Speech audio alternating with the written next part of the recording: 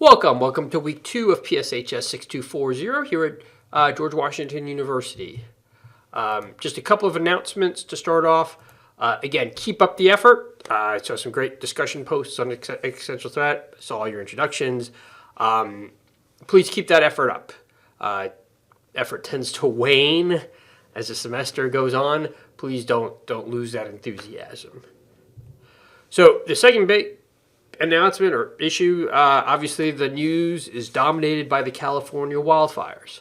I hope you're following along and you're seeing the news, as this is a major homeland security issue, and these issues will likely proliferate in the next years and decades to come with the impact of climate change. Couple of things. One, from an admin perspective, if you're affected by the California wildfires, either in that location, I don't think anyone's from California, but your job might be impacted or something along those lines, let me know. We'll do the honor system. If you can't get assignments in time, etc., just let me know. I'll give that real world exemption for this case. But the second thing is the relevance to this course and this program more specifically. Two things to focus on that I think are important. One, insurance. This doesn't get covered a lot when we're talking about issues of homeland security, but it will. The impact on the insurance markets that I mentioned is going to even be worse in the years and decades to come. Flooding, hurricanes, and now wildfires are making to a point that no insurer was going to want to cover houses because of the wide-scale destruction. So what is the impact? What are the impacts of the broader economy on the housing market, et cetera, going forward? So one. Number two, disinformation and disaster relief. There's always been disinformation, but I think now in our hyper-politicized system, in our hyper-interconnected system, misinformation gets put out a lot faster. And there's kind of two categories. There's one, the political at fault misinformation, which is more of a political issue. Not to say it's not important, but it's definitely long term. But the more short term are things that could actually impact the direct evacuation and fighting the fires. When the North Carolina flooding happened, there was disinformation that there was sexual assaults occurring at evacuation centers. That rumor, which wasn't true, would have a large impact on the ability to effectively evacuate and effectively mitigate issues of disaster relief. So be on the lookout for that. Understand it, and hopefully in your professional lives, develop plans to mitigate that going forward. So getting on to this week's issue, is terrorism an existential threat? So I talk about this a bit. Again, terrorism, whether we like it or not, has a greater psychological impact. I mentioned this in the video, but it's worth mentioning again. If someone was killed in a car accident on Monday on the Beltway, would you still drive on Tuesday? Yeah. Someone was killed Monday, Tuesday, Wednesday, Thursday. Would you still drive on Friday on the DC Beltway? Yeah. I don't think that's going to affect you or go about your commuter or anything like that. But if there was a terrorist attack that happened on Monday on a school bus, would you send your kids to school on Tuesday? Maybe. Maybe not. If there was a terrorist attack on Monday and Tuesday, would you send your kids to school on Wednesday? Probably not. If there was a terrorist attack on a school bus Monday, Tuesday, Wednesday, I don't think you'd have the option of putting your kids on the school bus, because I doubt schools will have bus service on Thursday. Even though, again, the probability of you dying is probably far less than getting hit on the Beltway, the psychological impact has that cascading impact.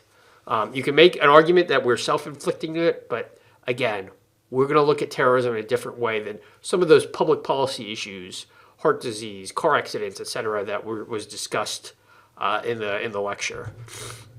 Again, what can impact our way of life? After 9/11, again, the aviation industry was badly impacted. India spent billions after their Mumbai attack. That has an impact on our way of life, and you saw that in the video. So, we have to look at what can cause, ability to go about our day-to-day lives. And then finally, we also have to ask what's in our control. The reason why terrorism has that larger impact is, again, it's that randomness. It's that we can't control for it. All those other public policy issues, vehicular accidents, we can control for that. We can wear seatbelts. We can drive slowly. We can drive sober. We can choose not to drive. We can buy one of those cars that has all those, safety sensors and stop on contact kind of functions. We can control for risk. We can control for risk for heart attacks. We can eat well and exercise, etc. We cannot do it for terrorism, which is why it has much more of a psychological impact. So again, we're not going to be tested on that first week, but that those themes of terrorism as an existential threat are going to go throughout the course. So preview of week 2, history. I love history. I think it gives us a lens to look at the past and look at how it impacts the future. It doesn't repeat, but it certainly rhymes. And you're going to go through several weeks of the history of the 4 waves going back to World War II. And I just want you to kind of look at these pictures here and look at how terrorist groups throughout history have gotten their message out, have used the communications vehicles of the day to illustrate their causes. So that first picture here, this is the Irgun. These are 2 soldiers being hung. This was a message that the Irgun had sent. You'll see this in more detail in this week's lecture. That they hung 2 British sergeants who were in the occupied territory. This was put out on a new technology at the time, was wire service, teletype wire service. So this allowed that picture to get put on the front page of major newspapers in New York and London within a day or 2. That was the YouTube of the day. That was going viral of the day. So the Irgun in 1947 took advantage of that. Black September, some of you might, I don't know if you remember this, but some of you might have heard this. This was the attack on the 1972 Munich Olympics. That was you'll see that in the video. That was a capture of Israeli athletes during the 1972 Munich Olympic Games. And they were taking advantage of 24-hour color TV, which was a very new phenomenon in 1972. And this was the first really 24-hour, lots of cameras, beamed into every house, news story out there. And they took advantage of that platform to get their message out.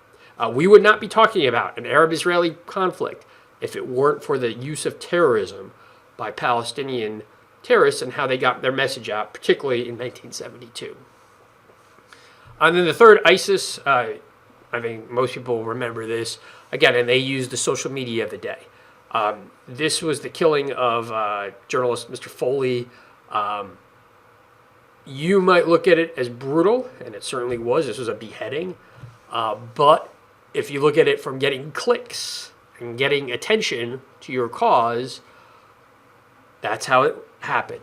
So, again, they use the social media to get their message across. And again, terrorist groups, if they're successful, and we're defining success here as being able to get their message out, they use the information technology of the time. Okay, so readings for this week. Again, Hoffman, 4 Waves of Terrorism, the documentary, the 70s, and then the Vox article, all in the folder. And then the lecture, the Terrorism History Part 1. And then my favorite, what is terrorism? What isn't terrorism? That is a question that comes up now. The people say that January 6th, 2021, that was terrorism. We could debate about that. The guy who shot the healthcare CEO, he's being charged with terrorism. Should he be? Yes, no. I'll let you decide. But the thing is, if you're going to say what is terrorism, what isn't, apply facets, apply reasoning, start thinking through that now. The more you think through that, the better your paper will be. So I look forward to your discussions and issues. If you have any questions or issues, let me know.